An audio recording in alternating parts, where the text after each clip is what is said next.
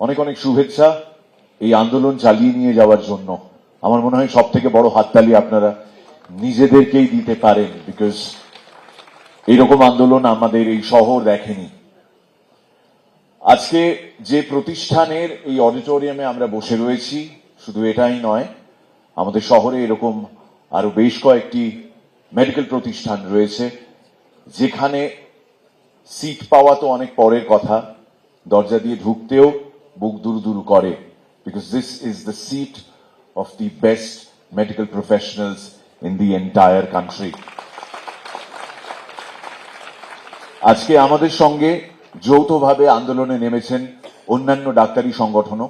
তো এখানে নিজের ব্যাপারে আমি একটা জিনিস পরিষ্কার করে দিই, আমি এখানে আমাদের শিল্পী বন্ধুদের কোনো ইউনিয়ন বা কোনো অ্যাসোসিয়েশনকে রিপ্রেজেন্ট করছি না।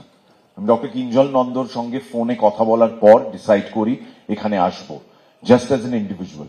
প্লিজ ডু নট জাজ me by what I do, জাজ মি অ্যাজ দ্য পার্সন যে আপনাদেরই মতন এই জল, হাওয়া, মাটি এই সমস্ত কিছু উপভোগ করি। এগুলোর অনেক ঋণ রয়েছে। আমার স্ত্রী একজন ডাক্তার। প্রত্যেক দিন যবে থেকে এটা ঘটেছে, প্রত্যেক দিন আমরা ঘুম থেকে ওঠার পর আর ঘুমোতে যাওয়া পর্যন্ত এই একই জিনিস নিয়ে আলোচনা করে যাচ্ছি, which is creating a very negative environment at home. কিন্তু আমি বুঝতে পারছি এছাড়া আর কোনো উপায় নেই।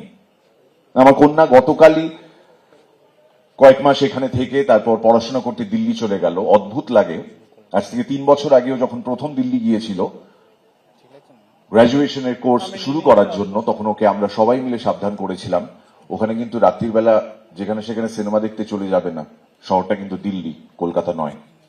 যাত্রার সঙ্গে ঘুরতে চলে যাবে না, শহরটা কিন্তু দিল্লি, কলকাতা নয়। যেখানে সেখানে আড্ডা মারতে মারতে দেরি করবে না, শহরটা দিল্লি, কলকাতা নয়। আমাকে এইবার আমার মেয়ে প্রশ্ন করেছে, তুমি এবার কি বলবে? আমি কোনো উত্তর দিতে পারিনি। But having said that, আমার এখনো মনে হয় অনেকটা পজিটিভিটি বাকি রয়েছে।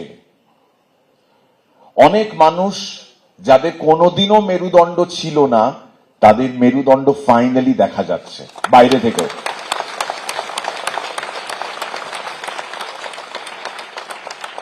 আবার এমন অনেক মানুষ রয়েছেন যাদের কিনা মেরুদণ্ড ছিল, আমরা জানতাম, এটা আমাদের বিশ্বাস ছিল, কিন্তু এই মুহূর্তে L5 L7 এ কিছু একটা গন্ডগোল দেখা যাচ্ছে, তারা ঠিক করে উঠে দাঁড়িয়ে সত্যি কথাটার পাশে দাঁড়াতে পারছেন না। মানুষকে কেউ তদন্ত করতে বলছে না, কেউ কোনো জবাবদিহি করতে বলছে না, শুধু পাশে দাঁড়াতে বলছে। যে মিটিং মিছিল নিয়ে আমাদের শহর জেরবার থাকতো একটা সময়, এবং আমরা উষ্মা প্রকাশ করতাম, আমরা বিরক্তি সূচক শব্দ ব্যবহার করতাম, গালাগাল দিতাম, আজকে মানুষ ঘন্টার পর ঘন্টা ট্রাফিক জ্যামে আটকে থেকেও এই সহনশীলতার পরিচয় দিচ্ছেন, কারণ তারা জানেন এটা বৃহত্তর স্বার্থে। পরিশেষে শুধু এটুকু বলি যে আমার বেশ কিছু শিল্পী বন্ধু যারা সিনেমা, টেলিভিশন, থিয়েটার জগতের সঙ্গে যুক্ত, তাদের কাছে জনগণ জবাব চাইছে, কিন্তু তারা কোনো জবাব দিতে পারছে না, কারণ তাদের আনফর্চুনেটলি টিকিটা অন্য কোথাও বাঁধা, এবং সেই টিকিট জোর আছে বলতে হবে। যেটা আনফর্চুনেটলি তারা বুঝতে পারছেন না, জনগণ কেন এই রোষ দেখাচ্ছেন তাদের প্রতি, তার কারণ খুব সিম্পল, তারা প্রত্যেকে নির্বাচিত জনপ্রতিনিধি, এবং মানুষের এই বিশ্বাস থেকেই মানুষ তাদের ভোট দিয়েছেন। They have been elected to the utmost seat in this country, which is the parliament, শুধুমাত্র এই কারণে যে মানুষের কোথাও একটা বিশ্বাস ছিল যে আমাদের সমস্যার কথা, আমাদের কষ্টের কথা, আমাদের দৈন্যতার কথা এই মানুষগুলো গিয়ে সেখানে বলবেন। কিন্তু আনফর্চুনেটলি ওই যে একটু আগে বললাম টিকিটে বাঁধা রয়েছে, তো ছেড়ে দিন তাদেরকে। তাদেরকে ট্রোল করা থেকে মনের মধ্যে গেঁথে নিন একটা বিষয়, ট্রোল নয়, you have a role to play. You and I, we all have a role to play. এই আন্দোলন, এটুকু তো আমরা দেখে স্পষ্ট বুঝে গেছি, এটা কয়েকদিনের আন্দোলন নয়, এটা কোনো হুজুগ নয়। এটাকে যারা হুজুগ বলছেন, যারা ছোট করার চেষ্টা করছেন, তাদেরকে সামনে দেখলে থুতু ছেটাবেন তাদের মুখে। যাদের সত্যি কথা বলার দৃঢ়তা নেই, এই মনুষ্যত্ব বোধটা নেই, তারা কোনোভাবেও শিল্পী নন। তারা কি করছেন আমি জানি না। বাট ছেড়ে দিন তাদেরকে, তাদেরকে ক্ষমা করে দিন।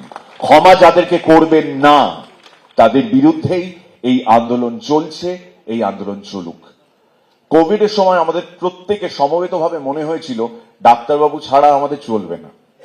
আমি আমার ওয়াইফের ফোনটা কোভিড এর পর থেকে দেখেছি কোনোদিন সাইলেন্ট হয়নি, এবং সেই যে জেনারেল মোডে দিয়ে রেখেছে আজও জেনারেল মোডেই রয়েছে। তো আমরা সবাই মিলে ডাক্তারদের পাশে দাঁড়াই। এইটুকু কৃতজ্ঞতা বোধ যদি কোনো ডাক্তার আপনাকে সর্দি, হাঁচি, কাশি বা অন্য কোনো ব্যারাম থেকে আপনাকে বা আপনার পরিবারের কোনো সদস্যকে সুস্থ করে দিয়ে থাকে, তার প্রতি কৃতজ্ঞতা বোধ থেকে প্লিজ ডাক্তারদের পাশে দাঁড়ান। এই পাশে দাঁড়ানোটা খুব খুব ইম্পর্টেন্ট। আজকে আমি এসেছি এখানে আপনাদের সঙ্গে কথা বলতে, কিছুটা সময় কাটাতে। আরো অনেক বক্তাদের কথা আমি একটু আগে শুনলাম এবং প্রত্যেকেই যথাযথ বলেছেন। এই আন্দোলন থামবে না। আরজি করের ডাক্তারদের আমি স্যালিউট জানাই, যারা এই বৃষ্টি বাদলার মধ্যেও এই আন্দোলনটা চালিয়ে যাচ্ছেন, যারা রাত্রির বেলা বাড়ি ফিরছেন না। আমরা বৃষ্টির মধ্যে রোমান্টিক গান শুনছি, ভালো সিনেমা দেখছি, কিন্তু তাদের জীবন থেকে এই রোমান্টিসিজম হারিয়ে গেছে। They do not deserve this. কিন্তু আনফর্চুনেটলি তাদের এক সহকর্মীর জন্য, আমাদের এই বাংলার, আমাদের এই দেশের এক মেয়ের জন্য তারা এই সংগ্রামটা করছেন। কেউ কোনো রাজনৈতিক ভাঁওতা বা ফায়দার জন্য এটা করছে না। প্রত্যেক দিন যেটা আমরা বলি না, বেহতি গঙ্গা মে হাত ধোনা, আপনাদের আন্দোলনটাকে হাইজ্যাক করে মানুষ যে যার নিজের স্বার্থ সিদ্ধির চেষ্টা করছে, এটাকেও বন্ধ করতে হবে।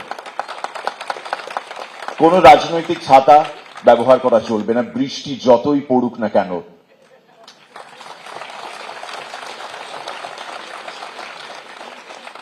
এই আন্দোলন, এই বিপ্লব আমাদের সবার তরফ থেকে।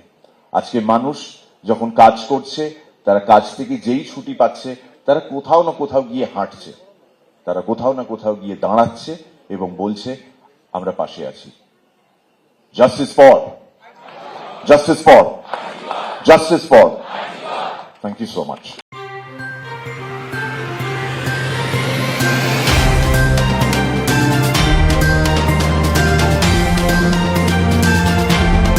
চেতনা বার্তা জেগে থাকে, জাগিয়ে রাখে।